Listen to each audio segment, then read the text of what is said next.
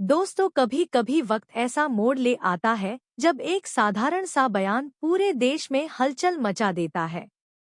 जी हाँ, इस बार ऐसा ही हुआ है जब बॉलीवुड के मशहूर एक्टर और धर्मेंद्र के शेर दिल बेटे सनी देओल ने बाबा साहेब आम्बेडकर जी के बारे में कुछ ऐसा कह दिया जिसे सुनकर पूरे भारत में मानो भूचाल आ गया हो। लोग दंग रह गए क्योंकि सनी देओल ने केवल अपनी फिल्म की बात नहीं की, बल्कि उन्होंने उस महामानव का नाम लिया जिसने भारत के करोड़ों लोगों की तकदीर बदल दी और उनके शब्दों ने हर भारतीय के दिल को छू लिया। तो दोस्तों, आप देख रहे हो शिवम कुमार जाटव 563 यूट्यूब चैनल। तो दोस्तों, हमारी आपसे एक ही विनंती है, अगर आप चैनल पर नए हो तो चैनल को अभी के अभी सब्सक्राइब करो और वीडियो को भी लाइक कर दो और वीडियो अपने दोस्तों के साथ शेयर कर दो। और हाँ, अगर आप इस वीडियो को अंत तक नहीं देख सकते तो अभी वीडियो को छोड़ दे। तो चलिए वीडियो शुरू करते हैं।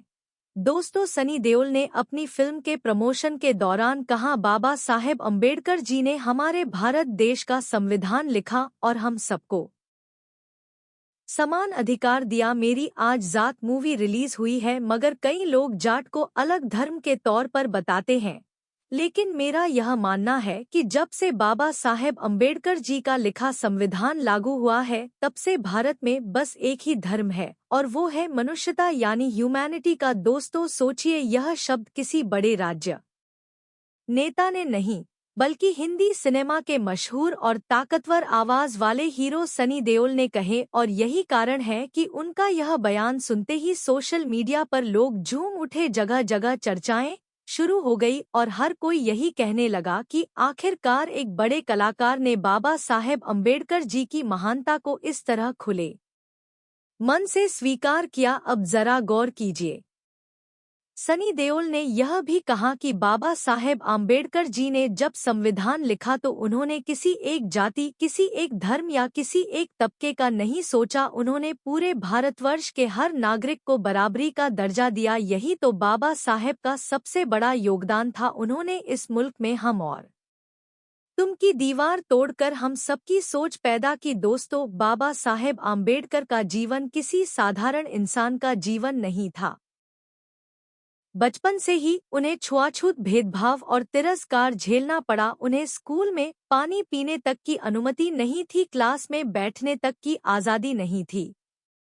लेकिन क्या उन्होंने हार मानी? नहीं, बल्कि उन्होंने ठान लिया कि एक दिन वो इस देश की तस्वीर बदल देंगे। और हुआ भी ऐसा। कठिनाइयों, तानों और असमानताओं की आग में तप करने के लिए इस हीरे ने देश को सबसे बड़ा तोहफा दिया, जो है भारतीय संविधान। सनी देओल ने जब यह कहा कि बाबा साहेब ने सभी को समान अधिकार दिए, तो यह सच है, क्योंकि आज अगर हमें बोलने का अधिकार है, वोट देने का अधिकार है, शिक्षा का अधिकार है, बराबरी से जीने का अधिकार है, तो यह सब उसी महान आत्मा की देन है। दोस्तों, सोचिए, बाबा साहेब आम्बेडकर जी अगर संविधान सभा में न होते तो क्या आज पिछड़े, महिलाएं और अल्पसंख्यक समाज में सम्मान से जी पाते? शायद नहीं, क्योंकि समाज में उस वक्त गहरी खाई थी, ऊंच नीच की, छुआछूत और भेदभाव की। लेकिन बाबा साहेब ने इन सारी खाइयों को बांटकर हमें एक ऐसा संविधान दिया जिसमें सबके लिए बराबर ही है, इंसाफ है और आज आज़ादी है। दोस्तों, अब जरा बाबा साहेब के संघर्ष की बात करें।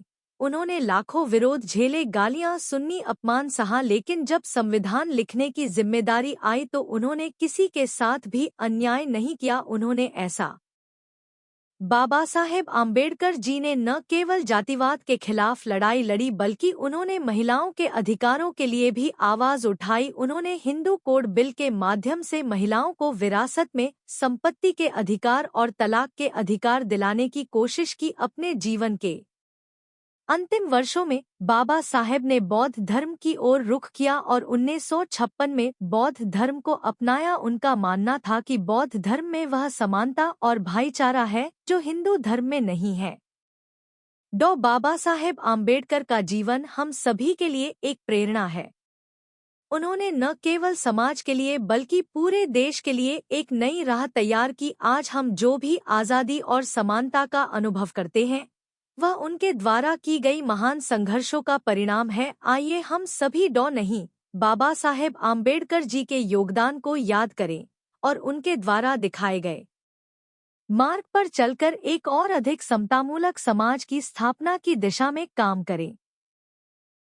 उनकी आवाज ने समाज को सम्मान और अधिकार की महत्वपूर्णता समझाई। उनका संघर्ष हमें एक बेहतर और समर्पित समाज की ओर ले जाने में मदद किया। उनके समाज सेवी और उदार विचार ने हमें एक बेहतर भविष्य की दिशा में प्रेरित किया। इसलिए हम बाबा साहेब आम्बेडकर जी को हमेशा ऋणी रहेंगे।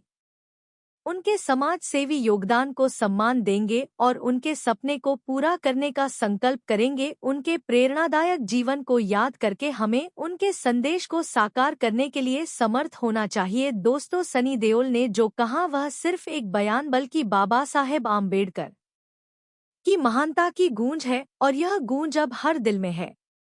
तो आइए हम सब मिलकर उस महापुरुष को नमन करें जिसने हमें समान अधिकार दिए और इस देश को लोकतंत्र का सबसे मजबूत किला बनाया। तो दोस्तों, आपके इस विषय पर क्या विचार है, हमें कमेंट करके बताएं। और अगर वीडियो पसंद आया हो तो वीडियो को लाइक करके चैनल को सब्सक्राइब जरूर करें और बेल आइकॉन प्रेस का। मिलते हैं किसी और वीडियो में। जय भीम, जय भारत, धन्यवाद।